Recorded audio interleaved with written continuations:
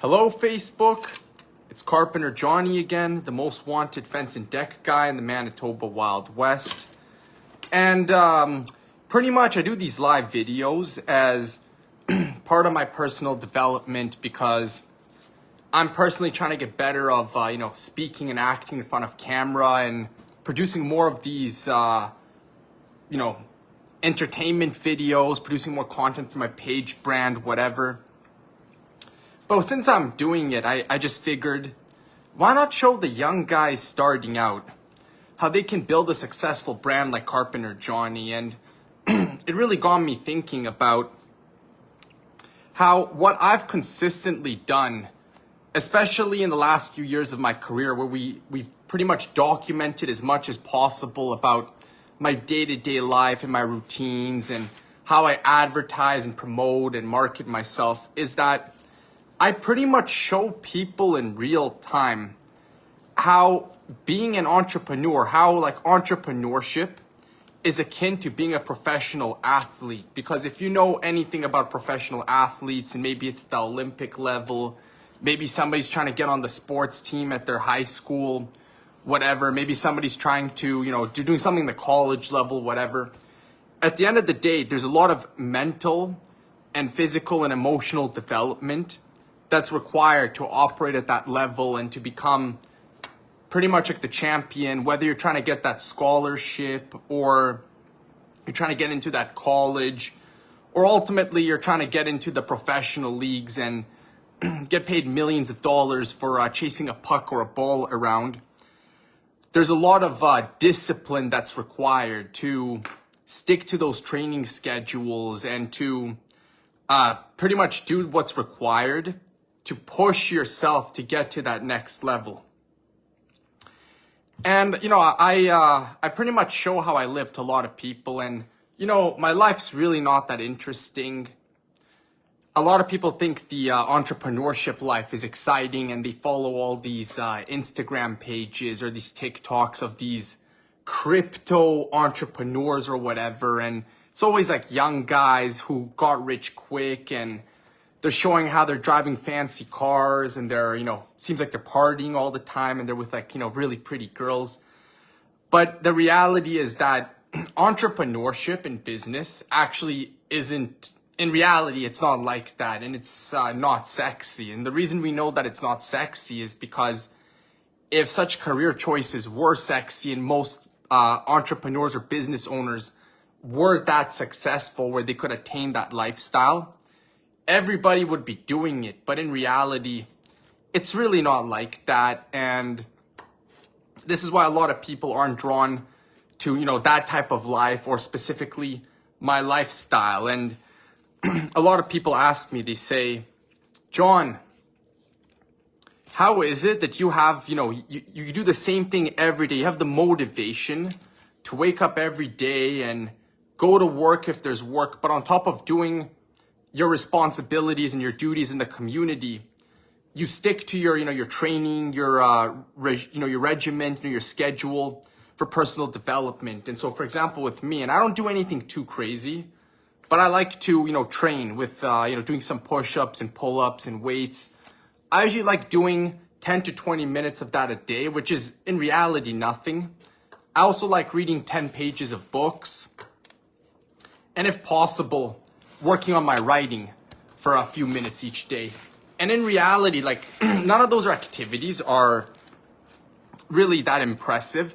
But when you think about how the average person stops reading books after they're finished either, college or university, or how most people don't really exercise or train, once they, they hit their 30s. There's apparently a statistic that says that when, once most people hit 30, they never go running or sprinting ever again, just like how they never read books ever again. And so when people ask me, oh, how can I achieve doing the bare minimum, the bare minimum time I spend on my personal development, and how I can do it every single day, I always explain to people that it's just discipline.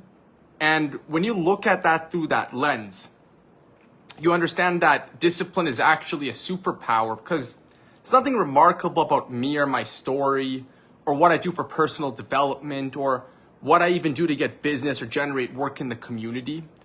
But it's just been the consistency that over a period of time has compounded into big results, which should be expected after 10 years, right? And that's what I always tell people when somebody asks me what I think about somebody else in the community who's also like very successful. And they want to know what my opinion is. And I tell them, I'm like, look, so-and-so did a certain amount of work over a certain amount of time, and therefore they achieved a certain, amount of success. And so what I'm hoping to share with you today is the psychology of what I needed to get to that level. And there's nothing unique about that side of me either, because I'm pretty much doing there's nothing new under the sun. You can't reinvent the wheel. All I'm doing is sharing with you methodologies and techniques that have been done by other people in similar positions or, high levels of business or athleticism that's allowed them to reach such high levels in their careers. And what I mean by that is that what I possess in here that has allowed me to attain such a level in my life, my career, my business, my brand, whatever, is being able to have a life mission, to define my life mission and to be able to define my values. And so there's an old saying in ancient Greek philosophy, know thyself. And chances are the person that you think you are, it's not the person you actually are. The person you think you are is probably a false representation of yourself that you thought that you had to create to get to where you are today. However, I'm here to tell you it's not necessarily going to get you any further. And so the problem with a lot of people in society, they try to be conformists, they want to fit in. But the challenge is that when you're trying to fit in and hide your true self and your authenticity, you're only covering up your flaws with a weak attempt to appear to be perfect, which isn't really, genuine. And you're only going to attract other people who are trying to do the exact same thing. And the challenge with that is that when you can't be authentic and you're around other people that aren't authentic, you end up with people that are also, full of shit, and that they're just trying to get into your life so they can, extract something from you, whether it's time and money. And at the end of the day, they're subverting your best interests and objectives. And you don't get anywhere with these people. Hence why, although I appear very extroverted, I spend a lot of time alone. I'm very introverted because we don't want the mental pollution from the outside to confuse and to mess up the good things that are happening in here. And so the reality is that the person we think we are, society said we are, the self doesn't actually exist. And that's why we go back to the Greek philosophy of the knowing thyself. Because if the self doesn't exist, it's merely yourself as an individual clinging up to an identity built up about stories of the past. And whenever I go and I look at a struggling, business owner or a career person, it could be like a professional, or if it's like a trades guy who's down on his luck and they have financial problems and, the business isn't really doing well, I pretty much just tell these people, you don't have an actual business or career problem. What you have is a personal life problems coming from the spiritual level that you can't even identify or figure out, that's encroaching into your business and professional life. And it's pretty much, fucking up their business. Now, in order to reach the highest level in our business and in our careers, there's a demand from the marketplace. It's not just a requirement, but a demand. There is a desperate need for authenticity. There's a desperate need from people who want to do business with people who know who they are and are comfortable with their own flaws. And, this is why I just like doing what I do, how I get a lot of shit on the internet because I like to smoke weed on my lunch break or have a beer at work. But it's how I get to be me and to relate, with my consumer, which isn't necessarily some high class, upper class people. They're just regular people like you and me, and it helps me relate to them better and to get their business. Now, to succeed in business, to a certain extent, you do have to change who you are, right? And, you do have to evolve. And this can be very difficult when you're clinging to an identity based on stories from the past or whatever people are saying about you. So instead of trying to say, who am I or who society says I am? Like people say, Carpenter Johnny's a drunk and an alcoholic. But instead of saying, who does society say I am? The real question should be, who am I becoming? And what is my mission in this life? Now, I know where I'm supposed to be and what I'm supposed to do. You can't always get exactly what you want in this life, but life does have a mysterious way of pulling through. And when I started this mission 10 years ago, I already knew it was going to be rough. And I only pursue the path of entrepreneurship because I know that going the traditional route of the corporate job and student loan debt and all the other garbage that they're promoting to the young people today means that if I do those things, I will have no future. And neither will the most people walk that path unless they decide to do what's actually right and plan ahead for the future and do what's required to break through, to develop internally to become successful. And a lot of people, we get so caught up with all the diversions and distractions of this life. All the, all the, what's called the technologies, all the diversions. You heard about like the TikTok brain where people can't even focus for more than 10 seconds.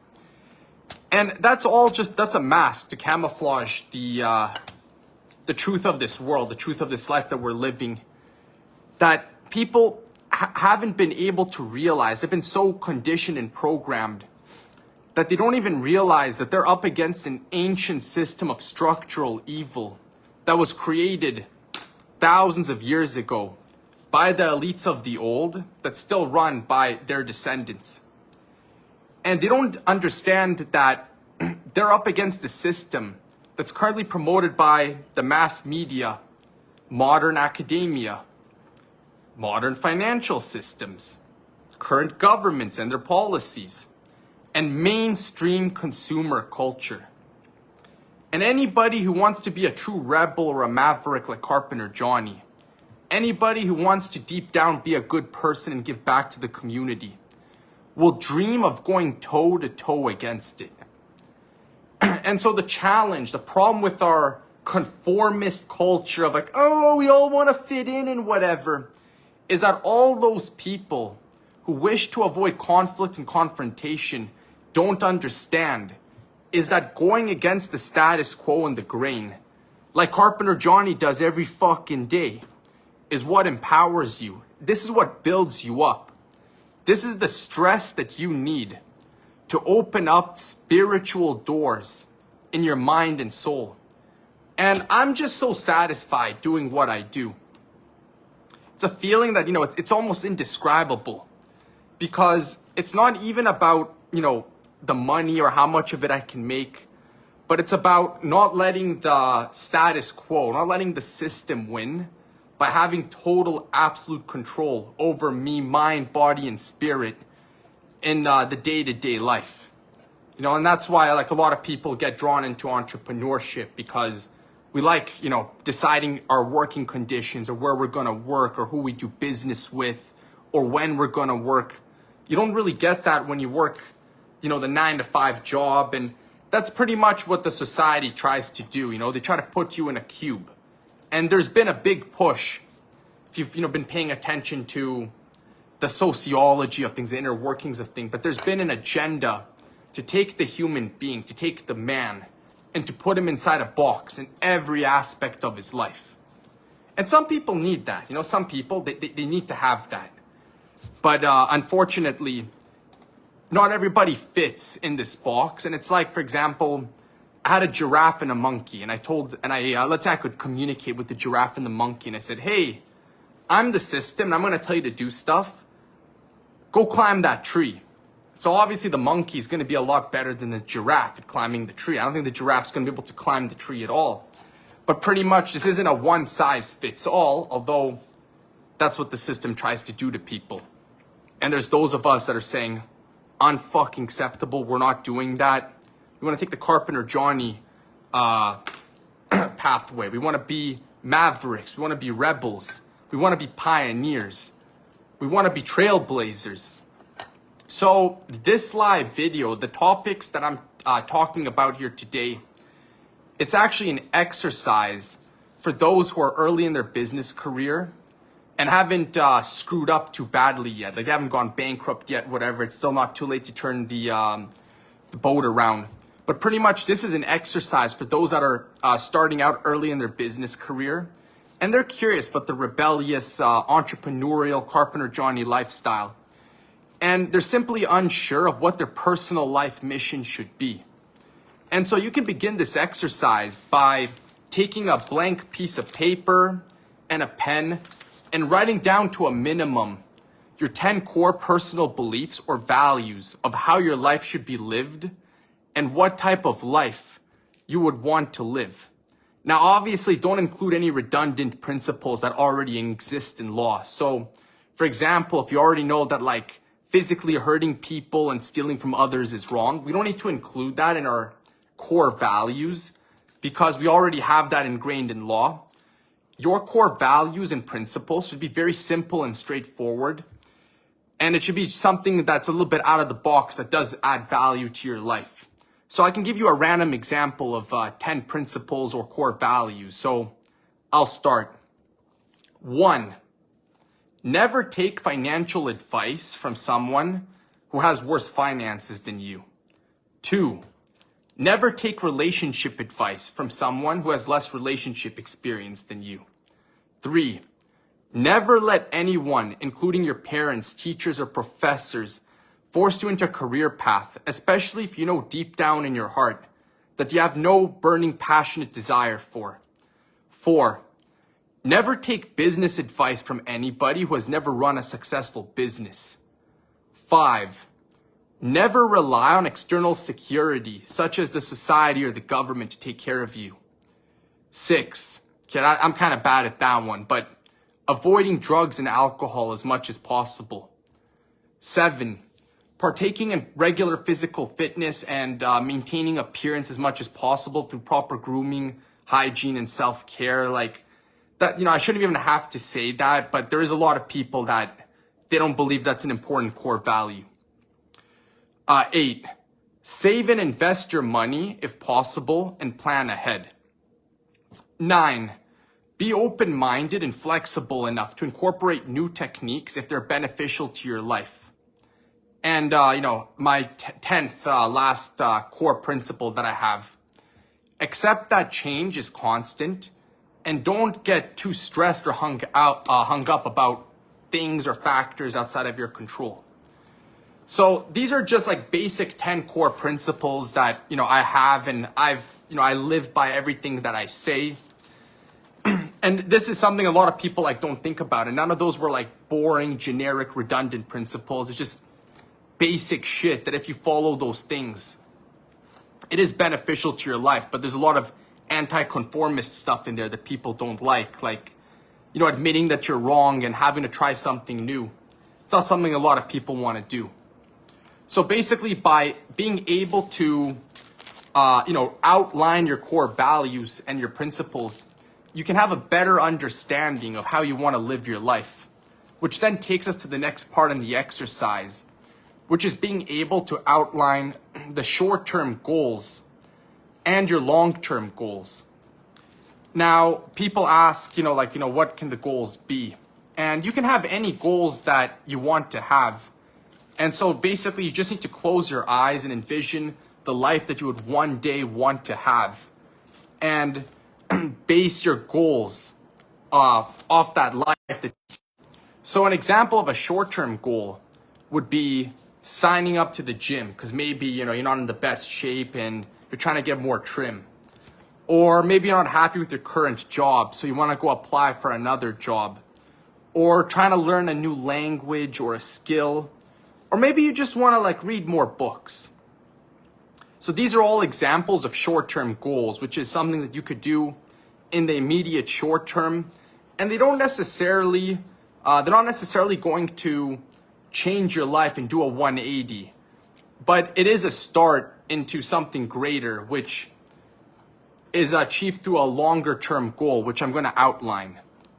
So a good example of long-term goals would be establishing a business, establishing a career, using new skills that you acquired through short-term goals to learn even other skills, making a certain amount of money.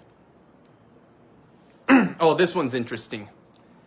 Having the ability to travel the world. And so obviously, especially the last one, if you want to be able to have a goal where you can do something interesting and fun like that, like Carpenter Johnny does in 2021 when I went to Mexico for a month straight. This is something that requires you to obviously live outside the box because most workplaces aren't giving you a month to go to Mexico, let alone people having the money to even do something like that. So the next level in this exercise, now that we established the core principles and values and our short-term and long-term goals that we'd like to have, the next step is the most important part of this exercise, which is establishing or defining what our life mission is.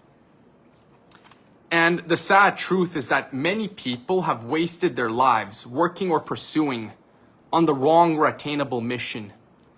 And so I like to provide basic guidelines and parameters to ensure that your mission doesn't fall astray. So I have 8 basic parameters that I could share with you. So 1, as a successful self-made business entrepreneur, you are 100% independent of the outcome. Your life mission cannot rely on others for it to succeed.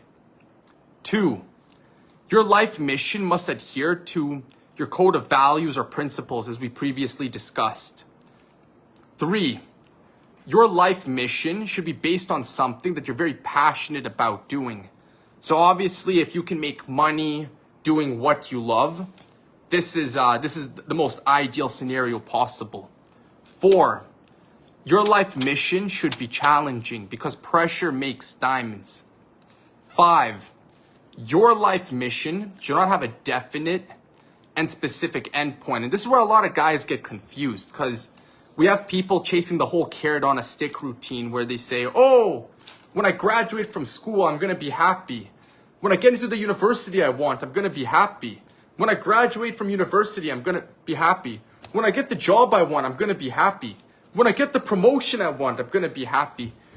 And so that's the problem, is that people that are making flawed life missions that have a specific end date or end goal don't get where they want because they think that once they attain somewhere, they hit the target they want to get, that's it, it's over. That's not the case. A good life mission technically never ends. We're in it until we die. 6, your life mission can be customized to any age. 7, your life mission can focus on any area of your life. And 8, your life mission should fulfill socially independent goals. So if you're doing the things that you're supposed to be doing, you should be able to attain the things you want, like buying your house and having the car you want and ultimately living the life you want to live because you were on the right path. You were pursuing the correct life mission. And so what it boils down to is that there's no such thing as a truly self-made man or woman. We're all synthesis of the environment and influences around us. Without ideas, influences in the environment, nothing is possible. Small pebble rolling down a hill will eventually become a rock slide. These are the forces that push the first pebble off the hill. Without these external factors, none of this is even possible. So what the bottom line is that unless you educate yourself and possess the courage to follow your heart in order to live out your life mission, you will end up living a financially restrictive life composed of mindlessly pursuing materialism and consumer culture, trying to conform with people who do not necessarily have your best interests at heart, and always feeling spiritually dead inside. I'm Carpenter Johnny, the most wanted fence and deck guy in the Manitoba Wild West.